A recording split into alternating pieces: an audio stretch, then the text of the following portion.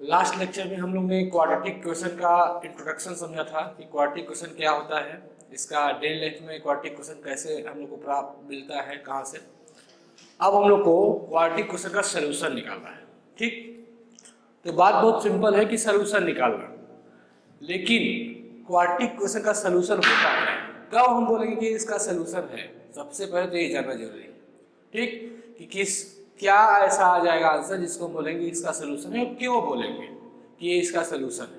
पहली बात है वो हम लोग को नहीं समझना है कि क्वेश्चन आया उसको सॉल्व करने का प्रोसेस समझ गए, यही देखो आंसर है, हम आगे जान गए कि आंसर हमारा आ गया, लेकिन वो आंसर क्यों है।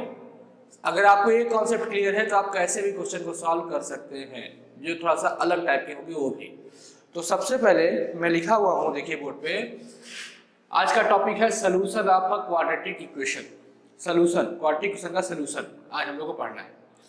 तो let p x equal to 0 be a quadratic equation. मान लेते हैं कोई भी क्वाड्रेटिक इक्वेशन है, p x equal to 0, p x equal to 0 एक क्वाड्रेटिक इक्वेशन है, कुछ भी ले सकते हैं, जैसे मान लीजिए x square minus 9x plus 18 एक क्वाड्रेटिक इक्वेशन है, हम लोग सब पढ़ चुके हैं लास्ट क्लास में, इक्वल टू 0 तो एक क्वाड्रेटिक इक्वेशन है। ठीक, अब then zeros of the polynomial px are called roots of equation px equal to 0। Zeros of the polynomial, क्या, जीरोस ऑफ द पॉलिनोमियल मतलब कि जीरोस ऑफ द पॉलिनोमियल क्या है, मतलब ऐसी कौन सी वैल्यू है, ठीक है, ऐसी कौन सी वैल्यू है जिसको रखने पर ये पूरा का पूरा इक्वेशन 0 हो जाएगा।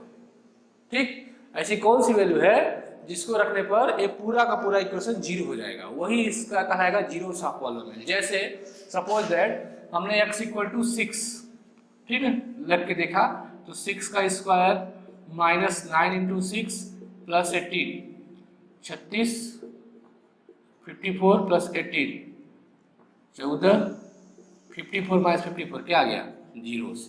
मतलब जो 6 है इस पॉलिनोमियल का जीरोस है। तो जीरोस ऑफ पॉलिनोमियल का मतलब कहीं भी अगर आता है ऐसा, तो आप लोग को क्या समझना है कि ऐसी वैल्यू जिसको रखने पर हमारा इक्वेशन 0 हो जाए उसको बोलते हैं जीरोस ऑफ पॉलिनोमियल। तो देखिए आगे स्टेप में लिखा है then zeros of the polynomial px are called roots of equation, उसको बोलते हैं हम लोग कि इक्वेशन के क्या हैं, रूट्स हैं। ठीक, एक भी वर्ड आपको बहुत मिलेगा, तो उसको बोलते हैं रूट्स ऑफ इक्वेशन। और अगर अल्फा जो है एक इक्वेशन का रूट है और अल्फा रखने पर 0 आ रहा है, तो यही जो अल्फा है वही हमारा क्या हो जाएगा, सॉल्यूशन, उस इक्वेशन का क्या हो जाएगा, सॉल्यूशन। ठीक, एक बार फिर समझते हैं, एक बार फिर से लिखते हैं, अगर px इक्वल टू 0 एक कोई क्वाड्रेटिक इक्वेशन है, तो उस पॉलिनोमियल का जो जीरोस होंगे उसी को बोलते हैं रूट्स ऑफ इक्वेशन, और जिसको रखने पर 0 आया होगा वही उसका होगा सॉल्यूशन। ठीक, फिर समझिए, जैसे कि एग्जांपल ले लेते हैं,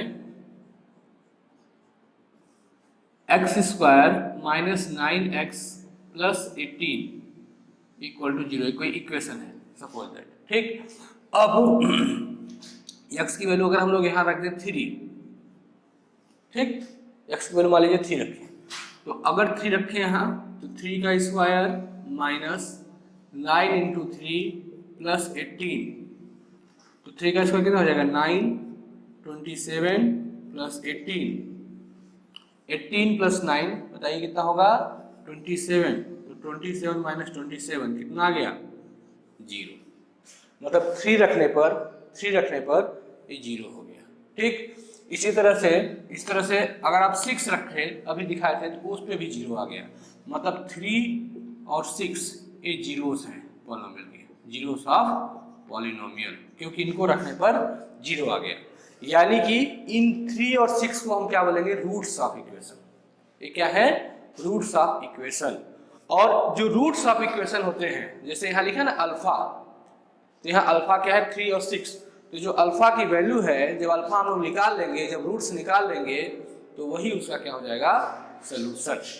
आया बात समझ में, मतलब कि 3 नाम समझे, जीरोस, रूट्स, सॉल्यूशन, 3 नाम होते हैं क्वाड्रेटिक इक्वेशन में। क्या क्या, जीरोस मतलब जिसको रखने पर इक्वेशन 0 हो जाएगा वो भी सॉल्यूशन है, उसको भी वो भी 0 भी एक नाम है उसका। रूट्स भी बोलते हैं और सोल्यूशन भी बोलते हैं। तो आपको समझना क्या है, जिसे बोला गया कि इस क्वाड्रेटिक इक्वेशन का सोल्यूशन निकालिए, तो आप समझ जाइए कि हमको वो वैल्यू निकालना है जिसको रखने पर क्या हो जाए, जीरो। इतना कॉन्सेप्ट में समझा पाया? सोल्यूशन क्या होता है क्वाड्रेटिक इक्वेशन का? ऐसी वैल्यू जिसको रखने पर पूरा का पूरा इक्वेशन जीरो हो जाए, उसी को हम क्या बोलते हैं, उसका सोल्यूशन। और उसी जो वैल्यू होती है जिसको रखने पर जीरो हुआ है, उसी को बोलते हैं रूट्स। ठीक, तो रूट्स, जीरोस और सोल्यूशन तीनों एक ही चीज है। और सोल्यूशन निकालने का मतलब क्या है, ऐसी वैल्यू खोजना जिसको रखने पर क्या हो जाए, पूरा इक्वेशन जीरो हो जाए, उसी को बोलते हैं क्वाड्रेटिक इक्वेशन का सोल्यूशन निकालना। तो क्या मैं समझा पाया कि हम लोग क्या करने जा रहे हैं? हम लोग वो वैल्यू खोजने जा रहे हैं जिसको रखने पर वैल्यू जीरो हो जाए। अब उस सोल्यूशन को निकालने के क्या तरीके हैं, जैसे यहाँ हम लोग अपने से लिख दी 3। ठीक, अब एक कितने हम नंबर गेस करेंगे क्या कि 1 रखें, 2 रखें, 3 रखें, तो गेस ही करते रह जाएंगे। तो उसके लिए सोल्यूशन निकालने के लिए कुछ मेथड होते हैं, कुछ प्रोसेस होते हैं। कौन कौन से मेथड हैं? फैक्टराइजेशन मेथड, ठीक, कंप्लीटिंग स्क्वायर मेथड और श्रीधराचार्य फार्मूला जो हम लोग पढ़ेंगे। तो 3 मेथड हैं जिससे हम लोग किसी भी इक्वेशन का सोल्यूशन निकाल सकते हैं। तो सबसे पहले जो आज हम लोग स्टार्ट करने जा रहे हैं वो है solution of quadratic equation by factorisation. Factorisation का यूज करके हम लोग को सोल्यूशन निकालना है। ठीक, क्वाड्रेटिक इक्वेशन का सोल्यूशन निकालना मतलब वो वैल्यू खोजना जिसको रखने पर हमारा इक्वेशन क्या हो जाए, जीरो। क्लियर है? सोल्यूशन क्या होगा, क्या होता है, ये बात आपको क्लियर होना चाहिए, तभी सोल्यूशन निकालना है। हमको ऐसे नहीं समझना है कि सोल्यूशन मतलब ऐसा ऐसा कर देंगे तो ये आंसर है, खुश हो गए हम कि आंसर आ गया, ऐसा नहीं है। सोल्यूशन का मतलब ऐसी वैल्यू खोजना जिसको रखने पर हमारा पूरा इक्वेशन क्या हो जाए, जीरो। उसी को बोलते हैं जीरो, उसी को बोलते हैं रूट्स, उसी को बोलते हैं सोल्यूशन। तो पहला हम लोग पढ़ने जा रहे हैं कि किसी क्वाड्रेटिक इक्वेशन का सोल्यूशन फैक्टराइजेशन मेथड से कैसे निकालते हैं। तो मैंने स्टेप्स पहले लिख दिया है, clear all fraction in brackets if necessary. अगर क्वेश्चन में फ्रैक्शन में दिया है, क्वेश्चन कहीं ब्रैकेट दिए हुए हैं, तो पहले उसको सॉल्व कर लीजिए। ठीक, मेथड आपको पता है फ्रैक्शन का, एलसीएम निकाल के और ब्रैकेट्स है तो उसका मल्टीप्लाई करके पहले इसको सॉल्व कर लीजिए। सॉल्व करने के बाद जितने भी टर्म्स हैं, जैसे कोई टर्म्स अगर इस साइड है राइट साइड, तो सभी टर्म्स को लेफ्ट साइड कर लो, लेफ्ट साइड, इस तरह से कि इस तरह से इक्वेशन बन जाए ax² plus bx plus c equal to 0, क्योंकि ऐसा जब बनेगा वही तो होगा क्वाड्रेटिक इक्वेशन और उसी का हम लोग का सोल्यूशन हम निकाल पाएंगे। तो ax² plus bx plus c equal to 0 के फॉर्म में हम उसको बना लेंगे। ठीक, 2 स्टेप हो गए। सबसे पहले फ्रैक्शंस ब्रैकेट सबको क्लियर कर लेंगे जिससे क्वेश्चन आसान हो जाए। उसके बाद जितने भी टर्म्स राइट साइड में है सबको लेफ्ट साइड में भेज देंगे और उस इक्वेशन को ax² plus bx plus c equal to 0 के फॉर्म में लिख लेंगे। उसके बाद फैक्टराइज करेंगे लेफ्ट हैंड साइड को, क्योंकि राइट साइड में तो जीरो रहेगा, यहाँ क्या रहेगा, जीरो। इधर वाला जो टर्म रहेगा उसको फैक्टराइज करेंगे। ठीक, अब आता है फैक्टराइज। फैक्टराइज मतलब क्या होता है आपको सबको पता है, सभी लोग चाहे सीबीएसई के बच्चे हों चाहे एसएससी के, सभी लोग फैक्टराइजेशन पढ़ के आए हैं। फैक्टराइजेशन क्या होता है, जैसे फार्मूला होता है, एक बार मैं रिकॉल कर देता हूँ आपका। जैसे कि लिखा हुआ है x plus a x plus b, एक फार्मूला आप पढ़े होंगे, ठीक है। तो इसके इक्वल टू होता है x² plus a plus b x plus a b। तो इसको ऐसे लिखना, ठीक है, एक हो गया। और अगर इसको हम लोग इस फॉर्म में लिख सकें, इस फॉर्म में, मतलब ऐसा दिया रहेगा ऐसा लिख सके, तो उसी को हम क्या बोलते हैं, फैक्टराइजेशन। मतलब प्रोडक्ट के फॉर्म में लिखना ही क्या होता है, फैक्टराइजेशन। तो हम लोग को फैक्टर्स निकालते हैं। तो फैक्टराइजेशन में हम लोग क्या कर पड़े थे बच्चों, थोड़ा सा याद किया जाए। सबसे पहला फैक्टराइजेशन का प्रोसेस होता है टेकिंग कॉमन फैक्टर्स। ठीक, पहला प्रोसेस होता है कॉमन फैक्टर निकाल के फैक्टराइजेशन करना। दूसरा होता है ग्रुपिंग करके, अगर नंबर ऑफ टर्म्स इवन है तो ग्रुपिंग करके हम लोग फैक्टराइज करते थे, ये हम लोग सीखे थे। तीसरा होता है स्प्लिटिंग द मिडिल टर्म्स। ठीक, स्प्लिटिंग द मिडिल टर्म्स कब लगता है, जब इस तरह से होता है x² plus a plus b x plus ab के फॉर्म में, तो इसको हम लोग x plus a x plus b के फॉर्म में उसको लीनियर फैक्टर्स में ब्रेक कर देते हैं। तो इस फैक्टराइजेशन का हम लोग को इस्तेमाल यहाँ करना है, यानी कि लेफ्ट हैंड साइड में जो भी वैल्यू होगी उसको हम लोग को फैक्टराइज करना है।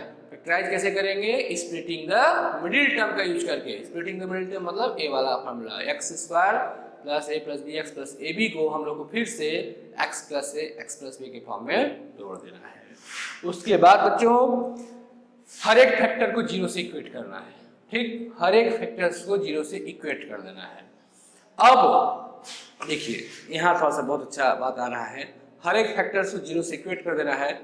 सीबीएसई की बुक में खाली बोल दिया गया जीरो से इक्वेट कर दिया जाए, लेकिन क्यों किया जाए इसको नहीं बताया गया। आईसीएसई की बुक में बहुत ही अच्छे से नीचे लिख दिया है कि जीरो प्रोडक्ट रूल क्या होता है। जीरो प्रोडक्ट रूल उसको समझिए, whenever product of two expression is zero, ठीक, अगर दो एक्सप्रेशन है उनका प्रोडक्ट करने पर जीरो आ रहा है, ठीक, जैसे कि ये मान लीजिए ये हम लोग सॉल्व किए, ऊपर लिखा हुआ है एक्स प्लस है एक्स प्लस बी, अब इसके इक्वल में जीरो है, मतलब दोनों का प्रोडक्ट जीरो है, तो इसमें लगेगा zero product rule. Zero product rule क्या कहता है कि दोनों का मल्टीप्लाई करने पर जीरो आ रहा है। दोनों का मल्टीप्लाई करने पर जीरो आ रहा है मतलब कब जीरो आता है? जैसे बोल देते हैं कि 2 3, इनका मल्टीप्लाई जीरो नहीं आएगा, कब जीरो आएगा? या तो 2 जीरो हो तो जीरो आ जाएगा, या तो 2 रहे तो 3 जीरो हो तो जीरो आएगा। मतलब अगर दो का प्रोडक्ट करने पर जीरो आ रहा है तो यानी कि उन दोनों में से कोई ना कोई एक प्रोडक्ट, कोई ना कोई एक फैक्टर क्या होगा? जीरो होगा। यही होता है जीरो प्रोडक्ट रूल। मतलब जब भी दो फैक्टर्स का प्रोडक्ट जीरो आ रहा है तो इसका मतलब यही है कि उन दोनों में से कोई ना कोई एक जीरो है, तभी वो जीरो हमारा आ रहा है। अब कौन जीरो है हमको नहीं पता है, तो हम लोग कैसे करेंगे? ऐसे लिखते हैं x plus a equal to zero, या तो ए जीरो है और पता नहीं वो भी जीरो हो सकता है, x plus b equal to zero. अब इसको सॉल्व कर लेते हैं, x इक्वल टू माइनस है, x equal to minus b, ये इसका सोल्यूशन हो गया। अब ये सोल्यूशन क्यों हुआ आपको मैं बता चुका हूँ। ये सोल्यूशन इसलिए हुआ क्योंकि इसकी वैल्यू अगर वहाँ हम रखते हैं तो पूरा का पूरा हमारा टर्म क्या हो जाएगा? जीरो हो जाएगा, इसलिए इसका सोल्यूशन है। ठीक है, तो ये हो गया कैसे हम लोग फैक्टराइजेशन मेथड का इस्तेमाल करके किसी क्वेश्चन को सॉल्व करते हैं। फिर से मैं एक बार रिकॉल कर दूं।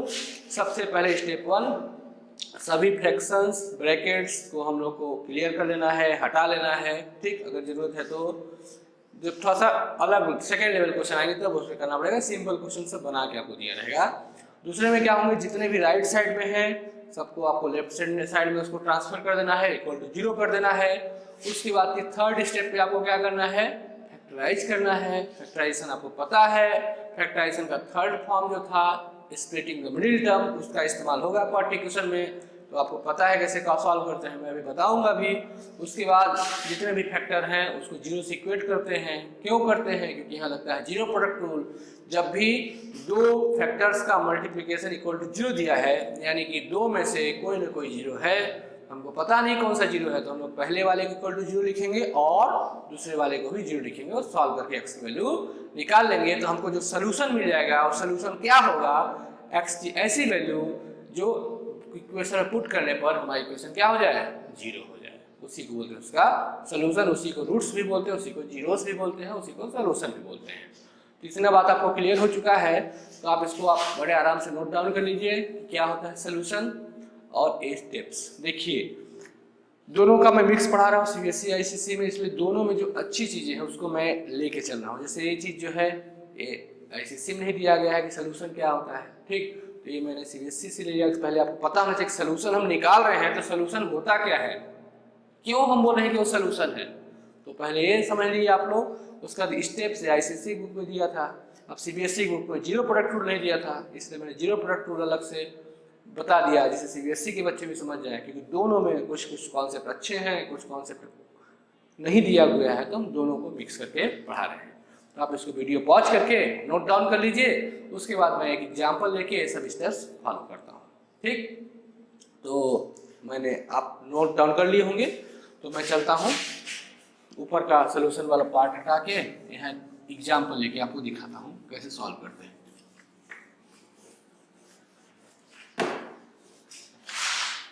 एग्जाम्पल फर्स्ट है, अभी एक क्वेश्चन हम लोग सॉल्व कर रहे थे उसी को लेके चलते हैं, ठीक ना। आसान क्वेश्चन पहले, x square minus 9x plus 18 equal to 0। पहला स्टेप था clear all fractions and brackets if necessary, तो नेसेसरी ही नहीं है क्योंकि सब पहले से सेट करके दिया गया है। दूसरा स्टेप क्या है कि लेफ्ट हैंड साइड में जितने टर्म है सबको राइट साइड में भेजिए, तो भी किया हुआ है। तो 2 स्टेप तो हो गए पूरे ठीक पहले से। Factorise the expression of left hand side, left hand side में जो है उसको फैक्टराइज किए। तो फैक्टराइज करने का हम लोग पढ़े प्रोसेस, पहला टेकिंग कॉमन फैक्टर नहीं आएगा। दूसरा ग्रुपिंग मेथड, ग्रुपिंग मेथड तब लगता है जब नंबर ऑफ टर्म्स इवन हो, वो भी नहीं लगेगा। तीसरा है स्प्लिटिंग द मिडिल टर्म। तो देखिए स्प्लिटिंग मिडिल टर्म में इम्प्लाइज लगा करके ए फार्मूला कौन सा होता था, एक्स स्क्वायर, हम लोग ये वाला फार्मूला यूज करेंगे, x plus a x plus b equal to x square plus a plus b x plus a b. इस फॉर्म में दिया हुआ है, आपको इस फॉर्म में कन्वर्ट करना है। तो बच्चों देखिए यहाँ क्या लिखा, a प्लस बी, यहाँ ए बी लिखा है ना, यानी कि ये जो टर्म है कोई 2 टर्म का सम करने पर आया है और ये जो है उन 2 टर्म का मल्टीप्लिकेशन करने पर आया है। ठीक, तो यानी कि हम लोग को इसमें क्या करना रहता है, ऐसे 2 टर्म खोजिए, ऐसे 2 टर्म खोजिए जिनका मल्टीप्लाई करने पर 18 आ रहा हो, और यहाँ का साइन देख लीजिए, यहाँ का साइन क्या है, प्लस, यहाँ का साइन क्या है, प्लस। तो उन दोनों को प्लस करने पर 9 आना चाहिए। ठीक, उन दोनों का मल्टीप्लाई करने पर 18, ठीक, ए बी यहाँ लिखा है ना बच्चों, तो इन दोनों का मल्टीप्लाई करने पर 18 आए। फिर यहाँ देखिए क्या इसका साइन है, प्लस का, तो उन दोनों को प्लस करने पर, अगर यहाँ माइनस रहता तो उन दोनों को माइनस करने पर आना चाहिए। ये बात नोट करिएगा अभी, और हम लोग क्वेश्चन करेंगे, इस साइन का भी खास महत्व है। अगर ए बी लिखा है तो पहले मतलब वो 2 टर्म खोजेंगे जिनका मल्टीप्लाई करने पर तो आए, और फिर यहाँ का साइन देखेंगे, अगर यहाँ साइन प्लस है तो उन दोनों को प्लस करने पर वो नंबर आना चाहिए। तो बच्चों देखिए यहाँ है 18, बताइए, तो आप सोचेंगे कि 9 2 जा, ठीक, 18, तो 9 2 जा 18 होगा, लेकिन 9 2 जा 18 जब यहाँ दोनों को प्लस करेंगे तो क्या हो जाएगा 11, तो नहीं होगा। फिर और सोचिए 6 3 जा, ठीक है, तो 6 3 जा 18 होगा, और 6 प्लस 3 9 भी होगा। ठीक, इस तरह से आप लोग को मतलब उसके फैक्टर्स निकाल लेने हैं। तो हम लोग यहाँ क्या लिखेंगे, ऐसे लिखेंगे, ध्यान रखिएगा, यहाँ तो एक्स स्क्वायर रखेंगे, वो हमको नंबर मिल चुका है ए प्लस बी के फॉर्म में, यहाँ लिख दीजिए 6 प्लस 3, 9 को लिख सकते हैं, कोई दिक्कत नहीं है, 6 प्लस 3, ठीक, क्योंकि 6 प्लस 3 9 होता है, प्लस 6 इंटू 3। अभी मैं आपको डिटेल में समझा रहा हूँ, इतना हो गया। अब इसके बाद अगले स्टेप में आइए, एक्स स्क्वायर माइनस, अब देखिए माइनस प्लस का बहुत ध्यान रखना है, एक्स का पहले मल्टीप्लाई कर लीजिए, अभी ब्रैकेट रहने दीजिए, एक्स का मल्टीप्लाई किया कितना हो जाएगा 6x प्लस फिर एक्स का 3x plus 6 into 3 equal to 0, ठीक है, पूरे स्टेप के साथ। अब जा करके माइनस का मल्टीप्लाई कर दीजिए, तो minus 6x minus 3x plus 6 into 3 equal to 0, ठीक है। अब हम लोग को 4 टर्म हो गए, अब यहाँ से ग्रुपिंग मेथड लगाना पड़ेगा। तो ग्रुपिंग मेथड लगा करने के लिए पहले इन दोनों में से कॉमन निकाल लीजिए, क्या कॉमन आएगा बच्चों, इन दोनों में से आएगा x, तो क्या बचा यहाँ x बचा माइनस 6, ठीक है। अब आपको क्लियर है कि जब यहाँ x माइनस 6 आ रहा है तो उसमें भी x माइनस 6 आएगा, तभी तो कॉमन निकलेगा।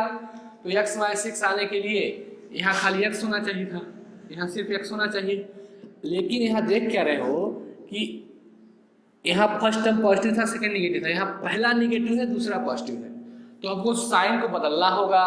तो साइन को बदलने के लिए क्या करना पड़ता है, माइनस को कॉमन लेना पड़ता है, क्योंकि जब माइनस का मल्टीप्लाई कर देते हैं तभी तो साइन बदल जाता है।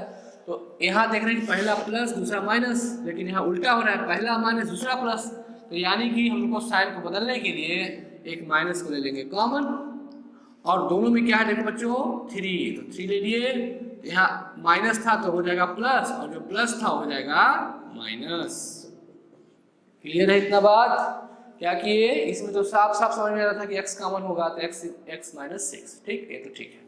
अब ये क्या है कि पहला माइनस दूसरा प्लस, और हमको चाहिए पहला प्लस दूसरा माइनस, तो यानी कि हम लोग को माइनस को बदलना पड़ेगा। तो माइनस को बदलने के लिए माइनस को ले लेंगे कॉमन, तो 3 भी दोनों में दिख रहा है तो -3 कॉमन ले लिए तो plus x minus 6 equal to 0 हो गया। अब बच्चों बताओ दोनों में क्या कॉमन दिख रहा है, दोनों टर्म में ये दो टर्म हो गए, माइनस प्लस से टर्म अलग होते हैं, तो एक टर्म दो टर्म, तो दो टर्म में क्या कॉमन दिख रहा है, x माइनस 6 कॉमन दिख रहा है। ठीक, ले लिए। अब इसमें क्या बचा, इसमें से x माइनस 6 जब निकाल दिए तो क्या बचा बच्चों, x, फिर माइनस है तो माइनस, इसमें x माइनस 6 से निकाल दिए तो क्या बचा 3। ये हो गया फैक्टराइजेशन, ये जाके आपका थर्ड स्टेप पूरा हुआ। अब ध्यान रखिएगा, कुछ बच्चे सोच रहे होंगे कि ये तो बहुत लंबा कर रहे हैं, ठीक है, हम तो इसको तीनों स्टेप पे कर देंगे।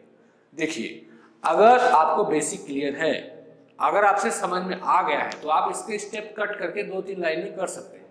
लेकिन उन बच्चों को जिनको नहीं आ रहा अच्छे से, अभी भी फैक्टराइजेशन में डाउटफुल है, तो उनको अभी पूरे स्टेप करने होंगे, क्योंकि जब स्टेप आपसे बनने लगेंगे तब उसको आप स्टेप कट कर दीजिए, और पहले से आप अगर स्टेप कट किए हैं तो आप उसको बढ़ा नहीं सकते, ठीक है। तो यानी कि पहले आपको पूरे स्टेप्स करने की प्रैक्टिस करना होगा, ठीक, और जब स्टेप्स आपसे बनने लगेंगे तो अपने आप उसको छोटा कर लेंगे। ठीक, जैसे आप लोग बाइक सीखते हैं तो शुरुआत में हम लोग पूरा ध्यान देना पड़ेगा, कहाँ कब क्लच दबाना है, कब एक्सीलेटर पर ध्यान रखना, कब ब्रेक दबाना है। लेकिन जैसे ही हम लोग चलाते जाते एक्सपीरियंस रहता है तो अपने आप हाथ चलने लगता है, तो उसमें आपको ध्यान नहीं रखना पड़ेगा, गाड़ी उठाए चल दिए, अपने आप से हो रहा है। वही हाल है, जब एक बार आप प्रॉपर प्रैक्टिस कर लेंगे, सब स्टेप समझ जाएंगे, तो आप स्टेप कट कर सकते हैं। लेकिन पहले ही स्टेप कट करके पढ़ेंगे, जैसे पढ़ाया जाता है कि 2-3 स्टेप में चलो सॉल्व हो गया, लेकिन आपका तो हो गया क्योंकि आप बहुत दिनों से सॉल्व करें, लेकिन बच्चा जो पहली बार पढ़ रहा है उससे नहीं हो पाएगा। इसलिए पहले आप पूरे स्टेप कीजिए, जब आप बनने लगेगा तो आप स्टेप कट कर दीजिएगा, यही मेरी एडवाइस रहेगी इसके लिए। तो यहाँ थर्ड स्टेप पूरा हो गया। ठीक, अब लगाना पड़ेगा, दो टर्म है और दोनों का प्रोडक्ट करने पर 0 आ रहा है, यानी कि यहाँ 0 प्रोडक्ट रूल लगने वाला है। तो 0 प्रोडक्ट रूल लगाते हैं। 0 प्रोडक्ट रूल क्या कहता है कि दो टर्म में से कोई न कोई 0 है, लेकिन कौन 0 है हमको नहीं पता है, तो हम लोग लिखेंगे x माइनस 6 इक्वल टू 0 या फिर x माइनस 3 इक्वल टू 0। ठीक, तो यहाँ से क्या आ जाएगा वैल्यू, x इक्वल टू 6 और x इक्वल टू 3, ये आ गए दो वैल्यू। ठीक, क्वाड्रेटिक अनुसार दो सोल्यूशन निकलेगा, ठीक है, कम से कम दो सोल्यूशन। तो इसी बोलते हैं हम लोग रूट्स, इसी को बोलते हैं जीरोस, इसी को बोलते हैं सोल्यूशन। ठीक, इसको हम बोलेंगे कि हमारा सोल्यूशन आ गया। ठीक, अब ये सोल्यूशन क्यों है, इसको हम सोल्यूशन क्यों बोल रहे हैं, ये भी आपको बताए थे। तो सोल्यूशन बोलने के पीछे रीजन क्या है, इसको मैं एक बार बता चुका हूँ। इसे बोल रहे हैं 6 इसका सोल्यूशन है, तो क्यों सोल्यूशन है इसको आप चेक कर लीजिए। इसमें अगर यहाँ रखेंगे 6 का स्क्वायर 9 इंटू 6 प्लस 18 तो 36, 54 प्लस 18 तो 54 माइनस 54 इक्वल टू 0, मतलब इसको रखने पर 0 है आ रहा है, मतलब 6 जीरोस है, रूट्स है, सोल्यूशन है, तीनों चीज बोल सकते हैं हम इसको। इस तरह से 3 रखेंगे तो 3 का स्क्वायर 9 इंटू 3 प्लस 18 तो 9 माइनस 27 प्लस 18 तो 27 माइनस 27 0 आ रहा है। ये 3 भी है, वो है इसका जीरोस, इसके रूट्स, इसका सोल्यूशन। तो ये होता है सोल्यूशन निकालना क्वाड्रेटिक इक्वेशन का। कैसे निकालते हैं, फैक्टराइजेशन मेथड से हम लोग समझ गए, और जो आया उसका सोल्यूशन है, जीरोस है, रूट्स है, क्यों है, तो इसको पुट करने पर वैल्यू क्या आ रही है 0।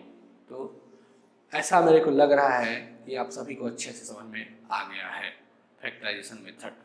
ठीक, फैक्टराइजेशन मेथड आपको समझ में आ गया है कि क्या होता है। आप पहला एग्जाम्पल नोट डाउन कर लीजिए, फिर उसके बाद मैं चलता हूँ आगे। ठीक, अभी हम लोग कई सारे क्वेश्चन प्रैक्टिस करेंगे अलग अलग लेवल के, भी सबसे सिंपल क्वेश्चन लेके चलना है। याद रखिए, कभी भी आप सीखिए तो सबसे पहले आसान से धीरे धीरे टफ में जाइए, ये नहीं कि सबसे पहले ही सबसे टफ स्टार्ट कर दें तो आपका कॉन्सेप्ट नहीं बन पाएगा। इसलिए सबसे आसान से धीरे धीरे हम लोग टफ पे जाएंगे। कितना क्लियर हो गया जितना मैं अभी तक बताया। फिर भी आपको अगर कोई डाउट है, कुछ भी दिक्कत है, तो हम मेरे कमेंट जरूर कीजिए, पूछिए कि क्यों ऐसा हो रहा है, क्या दिक्कत है। ठीक, वैसे मैं कोशिश करूँगा कि छोटी से छोटी बात को भी आपको मैं समझा पाऊँ। तो ये हो गया, इसको मैं हटाता हूँ। ऊपर वाला आप नोट डाउन करते जाइएगा, नोट्स तैयार करते जाइएगा, क्योंकि बाद में आपको नोट्स ही काम देगा एग्जाम समय।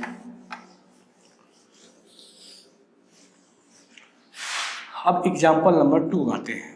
देखिए दूसरा क्वेश्चन आपका है 2x square minus 5x minus 3। अभी जो हम लोग क्वेश्चन किए थे उसमें x स्क्वायर कोई कोफिशिएंट नहीं था, ठीक। तो हम लोग ऐसा नंबर देखे थे जिसका इनटू करने पर आए वो नंबर और माइनस करने पर ए वाला नंबर आए, ठीक। लेकिन इसमें आप देख रहे हैं कि x स्क्वायर का कोफिशिएंट है, तो ऐसे क्वेश्चन क्या करते हैं, इस 2 का 3 के साथ मल्टीप्लाई कर देते हैं। तो 2 × 3 कितना होगा बच्चों, 6, ठीक है। अब हमको ऐसा नंबर खोजना है इनटू करने पर 6 आए और माइनस करने पर 5 आए, बताइए नंबर। तो ऐसा नंबर होगा क्या होगा, जैसे आपके दिमाग में आ रहा है 2 3 जा 6, लेकिन 2 + 3 5 होता है, लेकिन यहाँ क्या लिखा बच्चों 5। तो ध्यान रखना है, अगर आप 2 + 3 कर देते हैं तो गड़बड़ हो जाएगा, क्योंकि 2 और 3 को प्लस करने पर 5 आ रहा है, हमको क्या चाहिए माइनस करने पर। तो 2 × 3 नहीं होगा।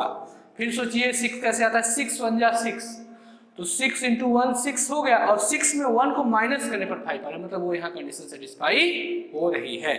तो देखिए बच्चों हम लोग क्या लिखेंगे, 2x स्क्वायर माइनस 5 को क्या लिखेंगे 6 - 1 x - 3 = 0। अब अगले स्टेप में मैं क्या बताया हूँ, 2x स्क्वायर x का मल्टीप्लाई कर दीजिए 6x - x - 3 = 0। तो यहाँ से अगले स्टेप में क्या बताए थे, 2x स्क्वायर माइनस का मल्टीप्लाई माइनस 6x + x - 3 = 0। अब इसमें से हम लोग क्या कॉमन ले सकते हैं बच्चों, टेकिंग कॉमन फैक्टर 2x, तो क्या बचेगा x - 3 + x - 3। इन दोनों में से x - 3 कॉमन ले लीजिए, जब x - 3 कॉमन ले लेंगे तो यहाँ क्या बचेगा 2x + 1 = 0। तो यहाँ से अब जीरो प्रोडक्ट रूल फैक्टराइजेशन हो गया है, तो यहाँ x - 3 = 0 है और 2x + 1 = 0 है, तो x की वैल्यू क्या आएगी 3 और 2x = -1, तो x = -3 और x = -1/2। तो ये दूसरे टाइप का क्वेश्चन हो गया बच्चों, जहाँ x स्क्वायर का कोफिशिएंट दिया है, तो इसको आप नोट डाउन कर लीजिए, ठीक। फिर चलते हैं अगले क्वेश्चन में। थर्ड, x² = 5x, ठीक है, x² = 5x क्या क्वाड्रेटिक क्वेश्चन है। तो अगर आपका कॉन्सेप्ट क्लियर है कि क्वाड्रेटिक क्वेश्चन होने के लिए वो ax² + bx + c = 0 होना जरूरी नहीं है, बल्कि ऐसा पॉलिनोमियल जिसकी डिग्री 2 है वही क्वाड्रेटिक क्वेश्चन है। तो यहाँ पॉलिनोमियल है, इसकी डिग्री 2 है, मतलब क्वाड्रेटिक क्वेश्चन है, हमको ये समझना है। अब इसको अगले स्टेप में आते हैं कि x² - 5x = 0 कर दिए। फिर अब स्टेप क्या कहता है बच्चों, इसको हमको करना है फैक्टराइज।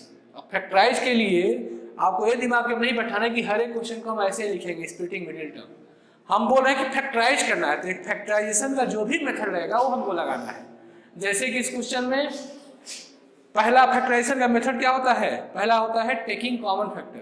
तो पहले वाले पर जाएंगे, जब वो नहीं काम करेगा तो दूसरा जाएंगे ग्रुपिंग मेथड, वो नहीं काम करेगा तो तीसरा जाएंगे हम लोग ये जो भी कर रहे हैं स्प्लिटिंग मिडिल टर्म, अगर वो नहीं काम करेगा चौथे जाएंगे हम लोग इस पर आइडेंटिटी का यूज करके, ठीक है, वो ध्यान रखना है। तो इसमें आपको पहला ही काम कर रहा है टेकिंग कॉमन फैक्टर, इसमें x आप कॉमन ले लिए तो क्या बचा x - 5 = 0, ठीक। तो अब या तो x 0 होगा जीरो प्रोडक्ट रूल से, या तो x - 5 0 होगा, तो x = 0 और x = 5, ठीक। इस टाइप के क्वेश्चन हो सकते हैं।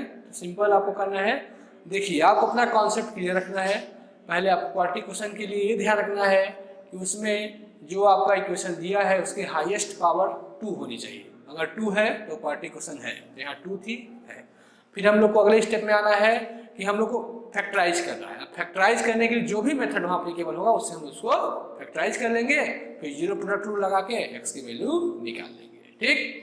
इस तरह से बच्चों अगला क्वेश्चन लेते हैं x² = 16, ठीक। ये भी क्वेश्चन लेते हैं x² =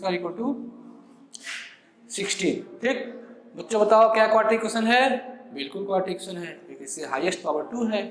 अब अगले स्टेप में आते हैं, इसको एक तरफ ले लेते हैं x² - 16। अब इसको हम लोग को फैक्टराइज करना है, तो फैक्टराइज करने के लिए पहले आएंगे टेकिंग कॉमन फैक्टर, नहीं आ रहा है, ग्रुपिंग मेथड ग्रुप नहीं बन रहा है, स्प्लिटिंग मिडिल टर्म नहीं हो सकता, चौथे में आ जाएंगे आइडेंटिटीज का इस्तेमाल करके। कौन सी आइडेंटिटी रहेगी इस तरह की, ये आप आइडेंटिटी पढ़े हुए हो, कि A square minus B square equal to होता है A minus B A plus B होता है। तो इसके हिसाब से अगर यहाँ लगा दें तो इसको लिखेंगे क्या, एक्स का होल स्क्वायर माइनस 4 का होल स्क्वायर इक्वल टू 0। ठीक, तो यहाँ से ए स्क्वायर माइनस बी स्क्वायर क्या हो जाएगा, ए minus B A plus B हो गया फैक्टराइज। अब जीरो प्रोडक्ट रूल लगा लीजिए, एक्स माइनस 4 इक्वल टू 0 है या फिर एक्स प्लस 4 इक्वल टू 0 है। तो एक्स की वैल्यू आएगी 4 और एक्स की वैल्यू आएगी -4। दोनों इसके सोल्यूशन है, चेक कर सकते हो आप। यहाँ अगर 4 रखते हो तो 4 का स्क्वायर 16, -4 रखते हो तो उसका स्क्वायर 16, मतलब सोल्यूशन है। दूसरा क्या है, ध्यान रखिए, एक और दिमाग लगा सकते हैं बच्चे यहाँ से कि एक्स स्क्वायर इक्वल टू 16 आ गया, स्क्वायर को उधर भेज दिए, इसका हो गया रूट 16। एक्स इक्वल टू क्या हो गया, प्लस माइनस 4। तो एक्स की दो वैल्यू आई 4 और -4।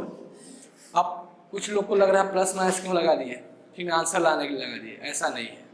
जब भी आप रूट करते हो प्लस माइनस लगाते हैं, क्यों लगाते हैं मैं बताता हूँ। देखिए जैसे कि 4 का स्क्वायर किए तो 16 आया, -4 का स्क्वायर किए तो भी तो 16 ही आया। अब इसका हम स्क्वायर रूट लिखेंगे, 16 का स्क्वायर रूट क्या लिखें, 4 लिखें कि 16 का स्क्वायर रूट -4 लिखें, क्योंकि दोनों सही है, क्योंकि स्क्वायर का अपोजिट होता है स्क्वायर रूट। तो 16 का स्क्वायर रूट 4 होना चाहिए और 16 का स्क्वायर रूट -4 होना चाहिए। इसीलिए जब हम लोग स्क्वायर रूट निकालते हैं तो प्लस माइनस दोनों लिखते हैं। ठीक, तो आप इसको नोट डाउन कर लीजिए।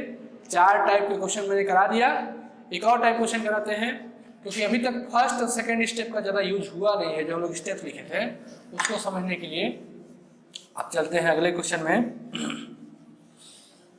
आपने वीडियो पॉज करके इसको नोट डाउन कर लिया होगा। एक और क्वेश्चन लेते हैं, जैसे कि x upon x minus 1 plus x minus 1 upon x equal to 2 1/2। Question number 5 आज का। ठीक, x minus 1 plus x minus 1 2 1/2, इसको सॉल्व करना है। तो अब ये कहीं दूर दूर तक आपको क्वेश्चन दिख नहीं रहा है, तो पहले आप क्या करेंगे, एलसीएम लेंगे। x माइनस 1 एलसीएम लेते थे, इसमें इसको डिवाइड करते हैं, बचा के x का ऊपर मल्टीप्लाई x स्क्वायर हो गया बच्चों। फिर अगले स्टेप में इसको इस पर डिवाइड करते हैं, x से कैंसिल हो गया, x माइनस 1 हो गया और हो गया x माइनस 1 का होल स्क्वायर, 2 2 4 प्लस 1 5/2। ठीक है, आप कर दीजिए क्रॉस मल्टीप्लाई 2 का इधर,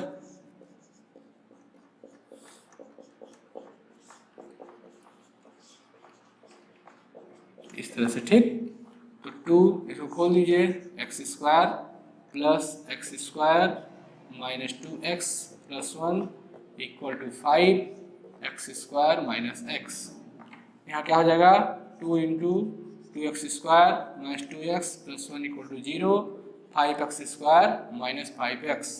मल्टीप्लाई कीजिए, 4x स्क्वायर इम्प्लाइज का साइन लगाते जाइएगा, 4x square minus 4x plus 2 equal to 5x square minus 5x। सबको उधर भेज दीजिए, कोई बड़ा नंबर इधर है, कोई इधर भी भेज सकते हैं, कोई दिक्कत नहीं है। माइनस 4x स्क्वायर, पहले पूरा उसको लिख लीजिए, minus 5x minus 4x square plus 4x minus 2 equal to 0। अब 5x square 4x square minus x square बचेगा, minus 5x plus 4x minus x minus 2 equal to 0। अब जाके आपका क्वाड्रेटिक इक्वेशन बन गया। जब क्वाड्रेटिक इक्वेशन बन गया तो ही रूल। अब ऐसे नंबर खोजिए, इंटू करने पर 2 आए और माइनस करने पर कितना आए, क्या लिखा है 1, इंटू करने 2 है, माइनस करने पर 1 है। तो सबको समझ में आ गया होगा, 2 minus 1 minus 2 equal to 0।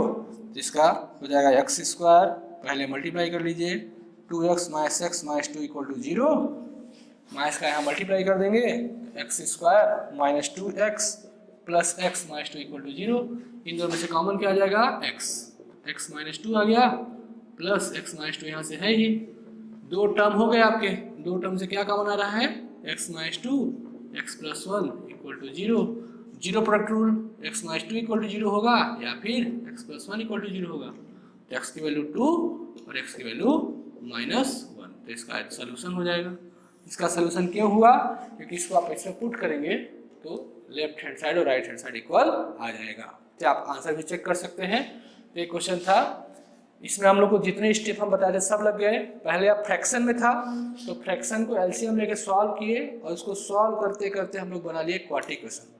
Quadratic question का फिर स्प्लिटिंग द मिडिल टर्म से फैक्टराइज किए यहाँ तक, और फैक्टराइज करने के बाद जीरो प्रोडक्ट रूल से x की वैल्यू निकालिए। जो x की वैल्यू आई वही हमारा हो गया सोल्यूशन, हो गया रूट्स, हो गया जीरोस, हो गया, जो बोलना है बोल लीजिए, इसको हम लोग बोल सकते हैं। तो ये आपके हो गए। मैंने 5 टाइप क्वेश्चन करा दिया और इस पर बेस्ड अभी मैं आपको होमवर्क दूंगा, उसको आपको सॉल्व करके बताना है। ये कुछ आपको लिए होमवर्क दिए गए हैं, जितने टाइप का मैं क्वेश्चन कराया हूँ, ठीक, उस पर बेस्ड पहले सिंपल पहले टाइप का क्वेश्चन, फिर दूसरे टाइप का क्वेश्चन, ठीक, इसमें हम कैसे फैक्टराइज किए थे मैं आपको बताया था, और फिर इसमें ए सब एलसीएम लेके आपको सॉल्व करना है।